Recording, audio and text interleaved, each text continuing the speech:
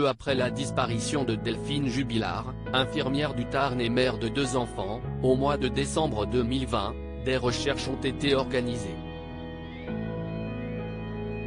Depuis 1 an et demi, des battues se poursuivent, permettant notamment aux proches de la jeune femme de rester actifs dans l'enquête pour déterminer les raisons de l'absence de celle qui était en procédure de divorce avec son mari, Cédric, en détention provisoire pour homicide par conjoint depuis juin 2021. 18 mois après les faits, l'énergie de son entourage est toujours au rendez-vous. La Dépêche a suivi les dernières fouilles qui ont eu lieu le 10 juillet dernier et les méthodes de certaines personnes très aguerries dans les recherches. Après l'appel passé sur la page Facebook en l'honneur de Delphine, née au Saguel, une trentaine de personnes se sont retrouvées pour chercher une trace de l'habitante de Cagnac-les-Mines.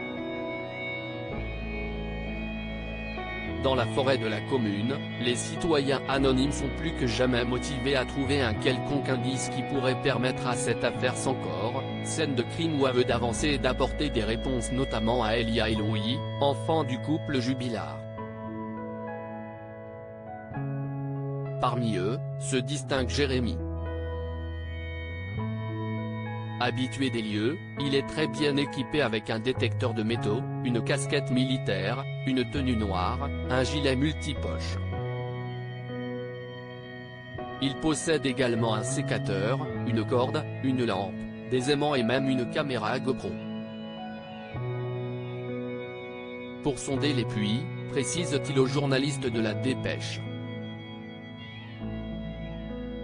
Pour cet albigeois de 35 ans, avoir de la méthode est essentiel, si c'est ça qui va finir par payer, la rigueur et la minutie. Il faut dire que la zone de recherche demande effectivement beaucoup de précision car il faut arpenter sous bois, crevasses et ravins difficiles d'accès. Des endroits difficiles d'accès comme une piste de motocross très pentue.